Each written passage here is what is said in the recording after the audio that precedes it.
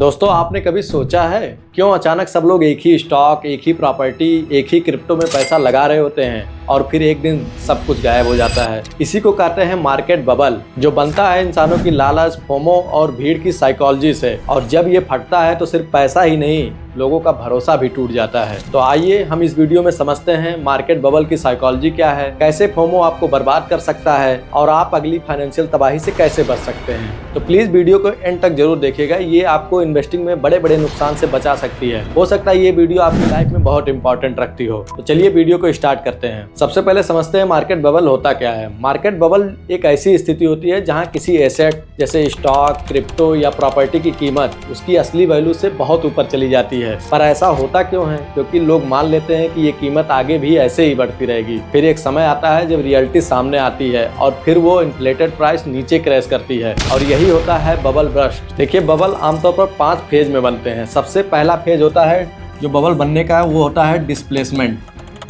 ये सबसे पहला फेज होता है जब सबसे पहले कुछ नया आता है, कोई टेक्नोलॉजी या कोई बड़ा बदलाव। जैसे जब इंटरनेट आया था या आजकल की तरह ब्लॉकचेन, एआई वगैरह। लोग सोचते हैं भाई ये तो फ्यूचर है। उसी एक्साइटमेंट में लोग धीरे धीरे उस चीज़ की तरफ अट्रैक्ट होने लगते हैं।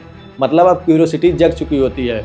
लोग सोचने लगते हैं कि यही सही टाइम है और यही सही मौका है, ये कभी दोबारा नहीं आएगा। उसके बाद जो सेकंड नंबर पर चीज़ आती है वो आती है बूम। तो हम लोग बोलते हैं बूम, ये सेकंड नंबर पर आता है। जैसे जैसे लोगों का इंटरेस्ट बढ़ता है उस चीज़ की कीमतें धीरे धीरे चढ़ने लगती हैं। मीडिया भी हाइप बनाने लगता है कि इन्वेस्ट करो, कहीं चूक मत जाना। और फिर हर जगह उसी की बातें होती हैं, व्हाट्सएप पे, यूट्यूब पे, न्यूज में। और फिर हर कोई इसमें कूदने लगता है, चाहे उसे उस चीज़ की कुछ समझ हो या ना हो। इसलिए ये सभी चीज़ें बबल बनाने में बहुत ज़्यादा रोल अदा करती हैं।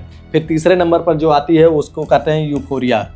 ये तीसरे नंबर की चीज़ होती है। यहाँ पर सबसे डेंजरस फेज आ जाता है। लोगों को लगने लगता है कि अरे ये तो पैसा छापने की मशीन है।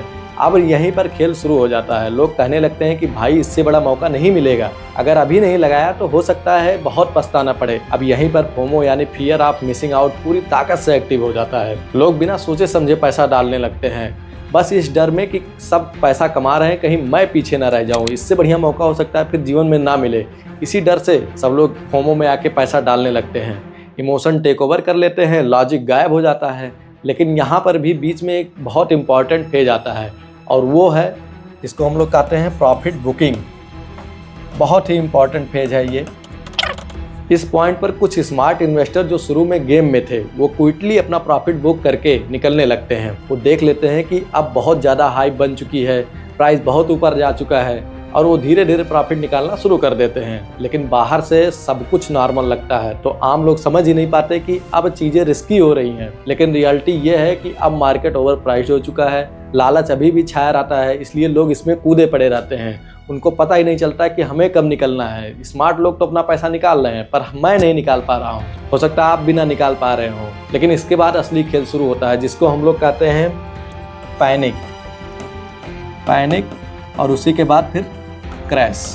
अब एकदम से कोई खबर आती है या कुछ ट्रिगर हो जाता है और प्राइस गिरने लगती है। अब आता है क्लाइमैक्स। जब प्राइसेस गिरने लगती हैं तो लोगों को पैनिक होने लगता है, मार्केट में डर का माहौल हो जाता है और देखते ही देखते पूरा मार्केट बबल फूट जाता है। जो सबसे आखिरी में आए थे उन्हें सबसे बड़ा नुकसान होता है क्योंकि उन्होंने उस प्राइस पे एंट्री किया जहां पर प्राइस बहुत ज़्यादा ओवर प्राइस्ड हो गया था। चलिए कुछ रियल एग्जांपल भी समझ लेते हैं। सबसे पहला एग्जांपल आपको देते हैं .com बबल का है, जो 1999-2000 के बीच में आया था। समझते हैं कि इसमें हुआ क्या था। इंटरनेट के आने से लोग किसी भी .com कंपनी में पैसा लगाने लगे, चाहे उसका कोई रेवेन्यू हो या ना हो। नैस्डैक इंडेक्स 5000 के करीब पहुंचा और फिर एक साल में 1100 तक गिर गया। वह $1.7 ट्रिलियन वाइप्ड आउट हो गए।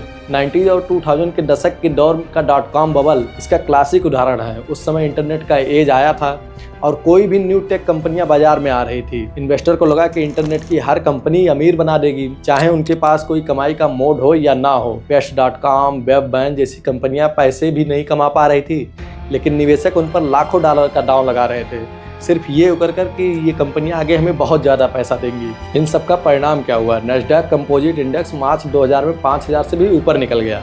हर कोई इसमें खोया रहा। लेटेस्ट .com की भावना ये थी कि इसमें हर कोई पैसा कमा लेगा। भीड़ की मानसिकता ने लेकिन ताले को तोड़ दिया, क्योंकि जैसा इन्वेस्टोपीडिया बताता है .com बबल भीड़ झुंड के चलते और फोमो के चलते ही बना था।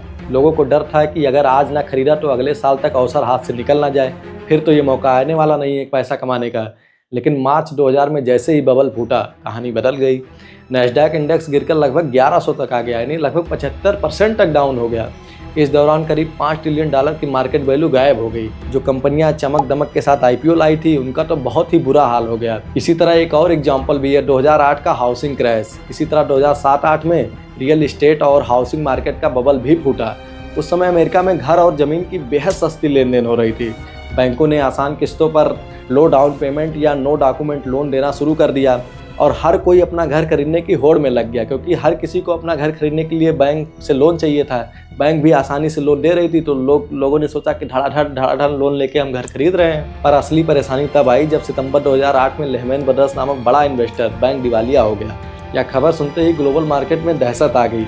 एक ही दिन में डाउ जोन्स इंडेक्स 500 पॉइंट गिरा, लगभग 4%। उसके बाद बाजार ने बेकाबू गिरावट दर्ज की। करीब 1.5 साल में डाउ जोन्स ने अपनी आधी कीमत खो दी। S&P 500 इंडेक्स भी करीब 50% तक नीचे आ गया, क्योंकि बैंक्स ने लो इनकम लोगों को भी लोन्स दे दिए थे। रियल एस्टेट की कीमतें स्काई रॉकेट हो गई थी। जब ब्रोअर्स डिफॉल्ट करने लगे, मार्केट क्रैश हो गया। चलिए समझते हैं कि आखिर इन बबल्स के पीछे की ह्यूमन साइकोलॉजी क्या होती है। बबल किसी एल्गोरिदम की वजह से नहीं बनते हैं, ये बनते हैं इंसानों की ही साइकोलॉजी से। इसका सबसे पहला रीजन होता है herd mentality.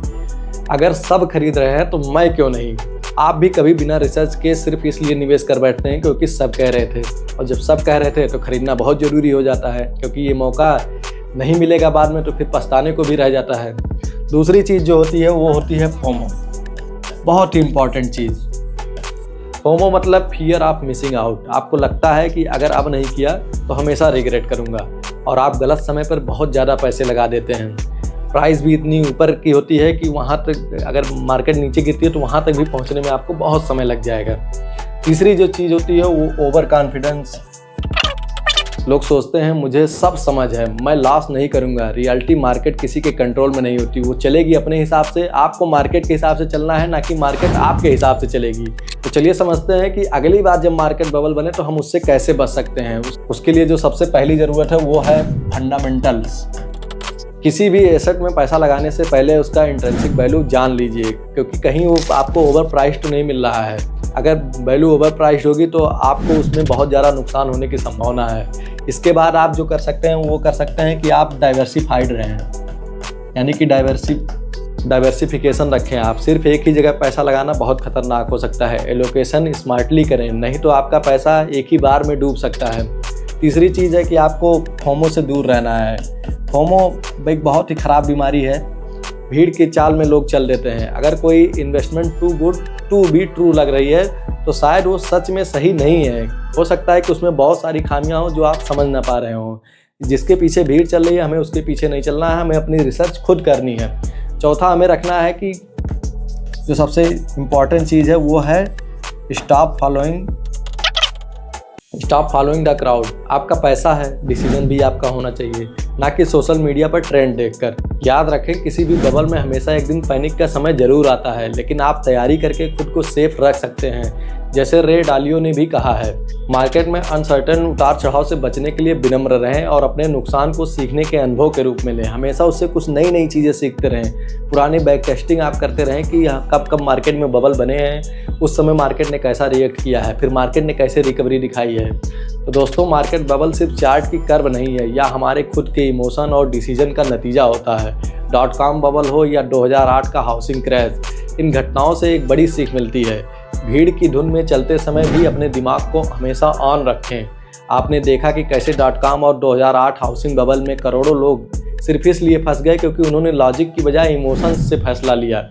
Market bubble human psychology, भीड़ का प्रेशर और लालच जैसे इमोशंस का एक कॉम्बिनेशन है।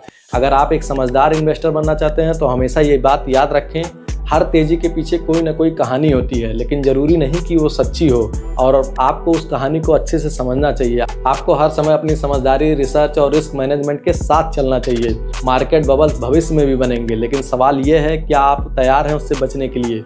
अगर आपने भी कभी फोमो में आकर गलती से निवेश किया है तो हमें कमेंट बॉक्स में कमेंट करके ज़रूर बताएं। और अगर आप अगली बार इस ट्रैप से बचना चाहते हैं तो इस वीडियो को लाइक कर दें और अपने दोस्तों के साथ भी शेयर कर दें जो बिना सोचे समझे ब्लाइंडली निवेश कर रहे हैं। कमेंट में बताएं कि आपको कौन से टॉपिक पर अगला वीडियो चाहिए। आप इस वीडियो को लाइक करें, शेयर करें और तथा चैनल को जरूर सब्सक्राइब कर लीजिएगा ताकि अगली वीडियो की नोटिफिकेशन आपको टाइम पर मिल सके। मिलते हैं अगले वीडियो में, तब तक के लिए safe investing, smart thinking. Thank you.